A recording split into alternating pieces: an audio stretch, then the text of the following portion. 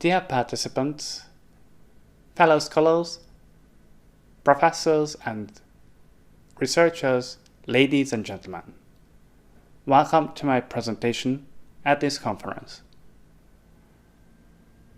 I am very glad to be able to join this conference organized by the Social Science and Humanities Research Association.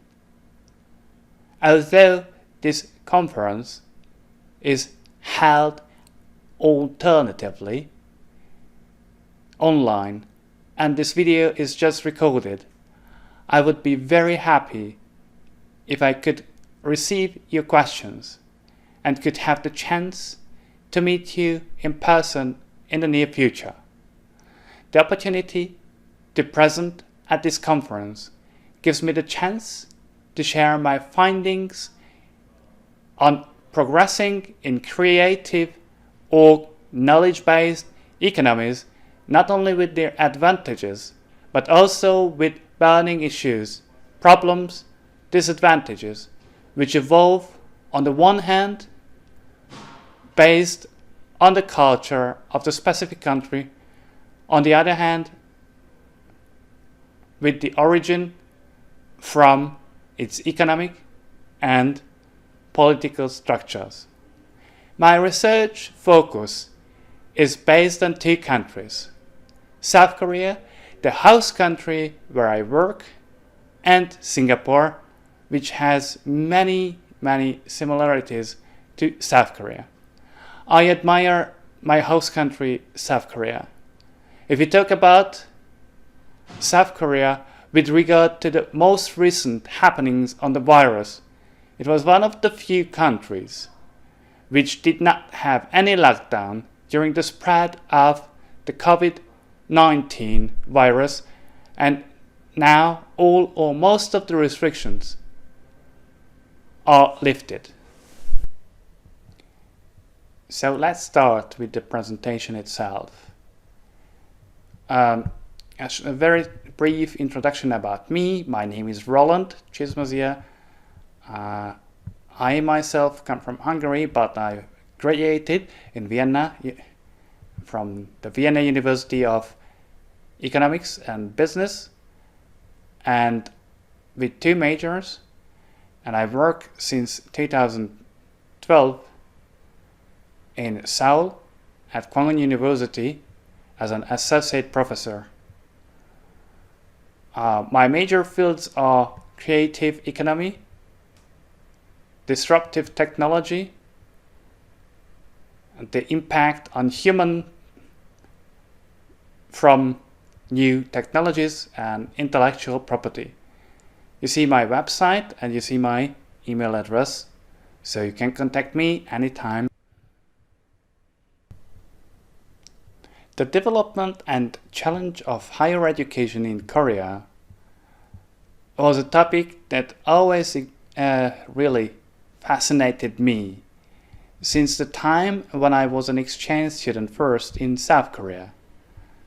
So I introduced the higher education a little bit, how it developed, how it progressed to serve first the growth itself, then expansion, how it happened, quantitative and qualitative as well. Quantitative was the first one, and qualitative only fall behind, and happened since the 1997 and 1998 economic crisis mostly. Then we'll talk about the institutional challenges of higher education, which higher education is facing now, including the internationalization efforts and the aging problem in the society. And also I close with further research recommendations and with the conclusion of my research. Although I hope to be able to give you a holistic picture about the tertiary education in South Korea, I had to also realize the the challenge is here the time constraint that I have to keep. So that's why I just will upload the file as it is. And if you would like to use it, you can use it. And of course, additionally, if you need, I can also serve you with a reference list where I found the materials. So very quickly, the Korean education was about the no child left behind approach. So basically free education was provided up to secondary education level, and that led to a very high enrollment rate in South Korea. So 98% of the Korean will or do actually upper secondary school graduation, and many of them university education also. It's a good thing that the Korean education rapidly grew, and it contributed to political stability and the national economic production also, as well as to the development of creative or knowledge economy. In 1953, only 38,400 were getting university education, while the number of enrolled students stood at 1.15 million in 1949. There is a problem. Because of the fast massification, the vocational training could not become very significant.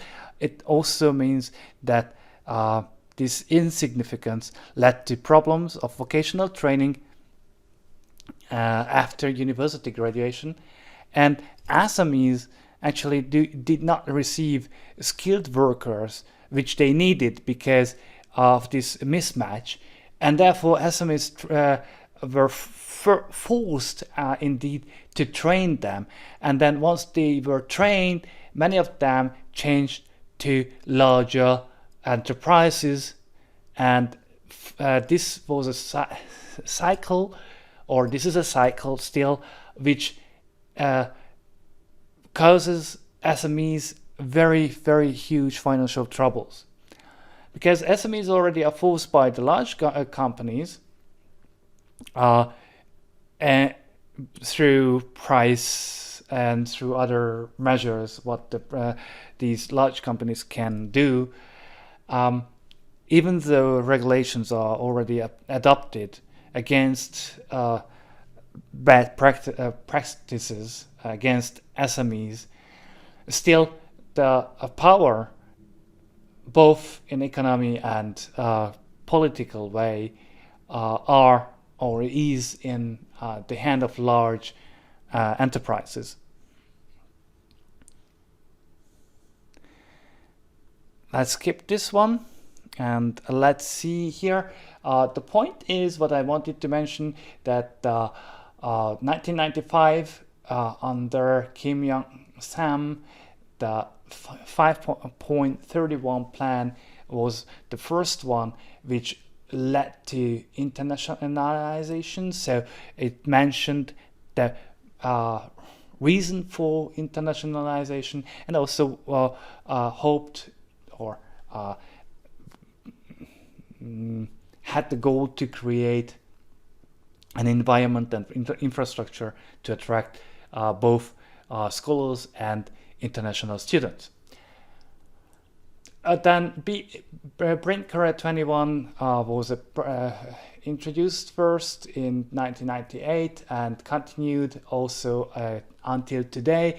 But the name of the Brain Korea 21 changed to Brain Korea 21 Plus because the two programs, World Class University, which was introduced under Lee Myung-bak, and Brain Korea were merged together. What is important here to mention is the standardized standardized evaluation processes, which became very important because now the government has some kind of way to evaluate universities in a standardized way. The Korean post-secondary educational institutions have a problem with clear-cut mission differentiation, as Shin also revealed, and the inefficient operation means also at the same time that multiplication of processes are there, and instead of using synergies between 2 or 3 departments, or even cross-departmental synergies, the problem is that the Korean universities opened up again and again new and newer departments as it would be necessary to cover new developments with new departments. So the individual colleges or departments, have to decide whether to focus on improving the quality of teaching or enhancing excellence in research. If faculty members are required to practice both teaching and research on a high level, one of the 2 spheres may decline, so may be harmed, to a level that would be not acceptable on a long-term basis. Ideally, junior vocational colleges prepare students for the job market through training programs, whereas 4-year comprehensive colleges familiarize students with the ideas of organizational effectiveness and may also help them to pursue graduate studies after the completion of their undergraduate studies.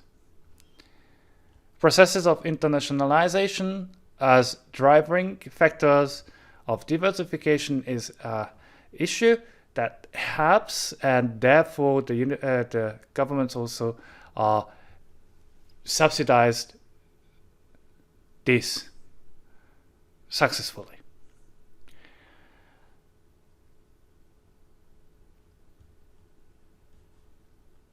So the efficiency of the tertiary education sector has been considerably affected by the duplication or even multiplication of operations among departments. The educational authorities addressed this problem and gave financial aid, and give financial aid since 2014 to combat this problem.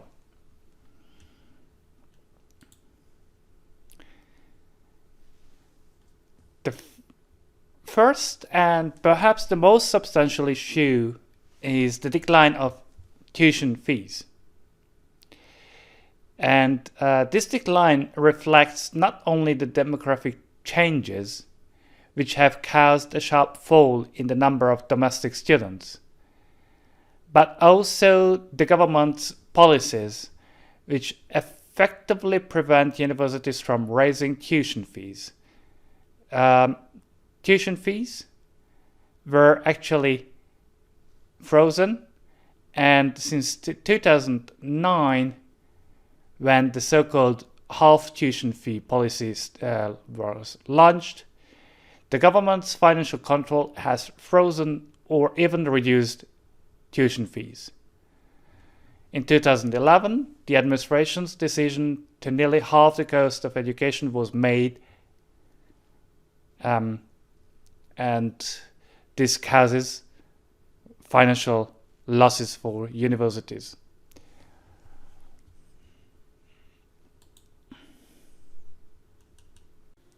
The decline of tuition fees is so harsh on the university system, and additionally, many of the universities were also pushed to decrease the fees, such as in 2017, few universities, including my home university, so Kwangwon University, also had to reduce their tuition fees. These reductions, as I mentioned, they lead to losses, and of course to closure of universities and shutdown of universities are unavoidable. And the problem is that the propaganda says that the financial burden on families will decrease, and in the reality, as the Korean Herald editorial also discovered, this reduces the expenditure on faculty, on research, infrastructure, and administration, and assigns more job to faculty members.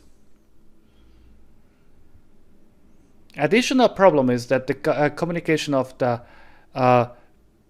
government or the administration is misleading. 14 trillion won was promised as a scholarship. About 3 trillion won was provided as scholarship. Additionally, that means the scholarship itself, the money itself, would have been a provision from the government to the universities. For internationalization, the effort started, as I mentioned, in 1995 with the 5.31 plan, and with reasons like seeking for faculties from renowned universities worldwide, and targeted also acquiring top-level students. But there were problems with these 2 points. The infrastructure was not yet available for these top-level students, both, and for the researchers who needed infrastructure which was built out completely for them at their universities. Additionally, the country is geographically isolated. The only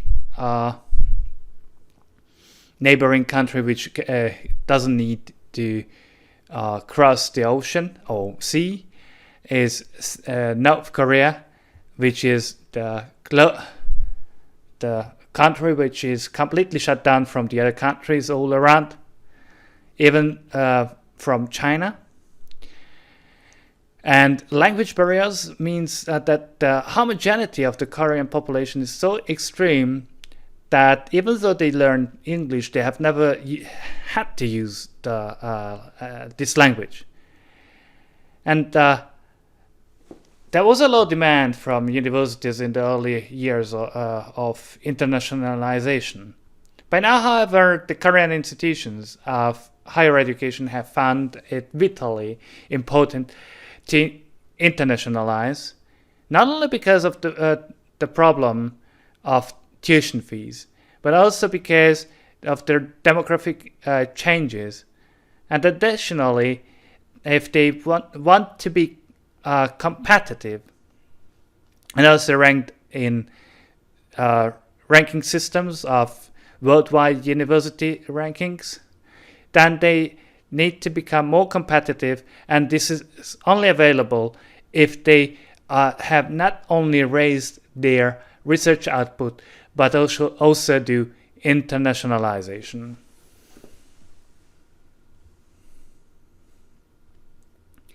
The policy reforms to promote internationalizations helped a lot. Recently, the government authorized universities and colleges to open departments that would attract foreign students. And the government supports the launching of English medium instruction courses in fields of science and engineering. And foreign students were allowed to take part-time jobs and to participate also in job markets after they graduate, if they finish their studies in Korea. The Brain Korea 21 was seen a motor or basically an engine for the internationalization. Had several phases and it's still running, including the Study Korea 2020 program. They are all made to accelerate internationalization.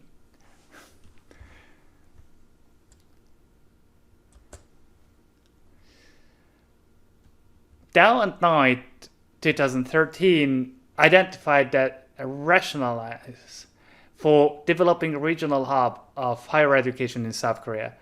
So these two scholars suggested South Korea to focus on the region and to attract and retain talent, to provide infrastructure for knowledge production and innovation, and increase competitiveness. They also give the example by having international branch campuses in Korea. So many Korea free economic zones were popped up, established with similar goals, and two of them are the main ones: Jeju Global Education City on secondary level, and Incheon Global City, formerly known as Songdo Global University Campus, on tertiary level. So the main goal is to replace brain drain by brain gain. The other free economic zones may not know names at all, because even though they tried to open their branch campuses, they also closed them immediately.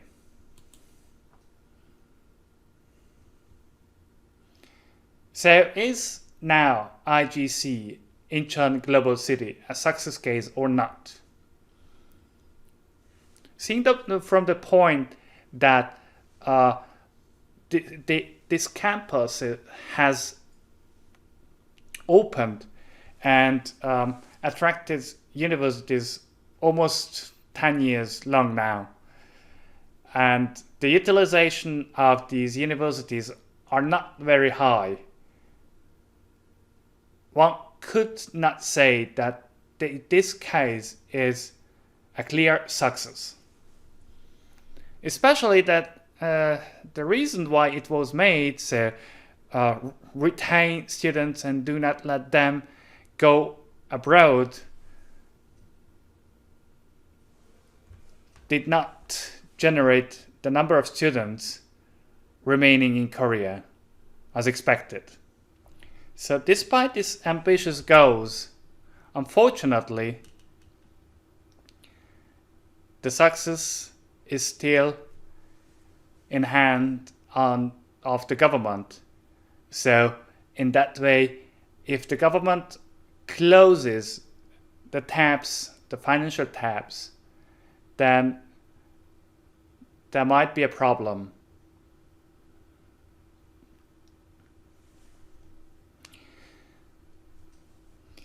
The universities must rely actually on tuition fees.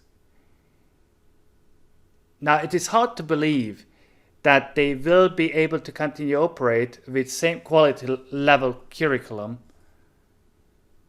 and with the same strict admission regulations if the government reduces its support. So, therefore, the government should encourage these universities to diversify departments, and it should also take measures to ensure that the quality of education will not decrease on the long term. Many scholarship programs were also provided to foreigners by the government, or joint scholarships with companies, or just company scholarships. And this is the result how it helped. So the junior colleges started with around 3,270 people, and 10 years later the number almost doubled. And if we consider here the change from the total numbers, then we see a doubling within 10 years. However, it's also a question whether the numbers around 17 or 18,000 could be further increased or not. To maintain the financial situation, it would be necessary to further increase. But would it really help? That would be the next question. The composition of top inbound nations reveals that the majority of foreign students have been from China, but a number of Vietnamese students also undergone a nearly tenfold increase, and we are talking about only 5 years. While the number of students from Uzbekistan has shown also a remarkable 7-fold increase. The author assumes that this rapid increase reflects the broadening economic cooperation between South Korea and Vietnam and Uzbekistan.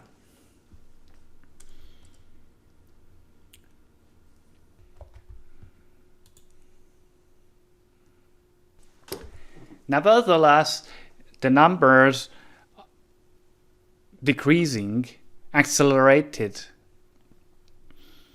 So 2015, we still had nearly 2.9 million students, and in 2019, as the Korean Herald revealed, we had 2.7 million.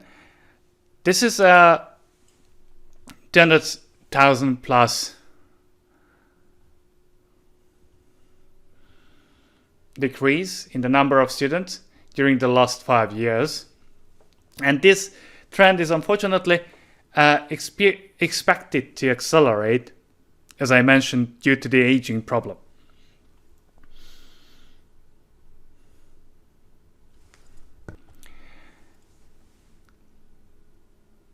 Still unsolved problem is the outbound student proportion. Actually, Korea counted with less and decreasing number of students of going abroad to study, but the students still feel easier to go abroad and then study abroad and then come back to Korea, or just remain employed abroad after they finish their degrees. The Korean government has even encouraged graduates to seek employment abroad and financing still the further training of graduated students who could not find employment without any binding obligation to repay the cost of training. Such a program prepares students who want to leave but do not want to return after the successful completion of the program. Unfortunately, these kind of programs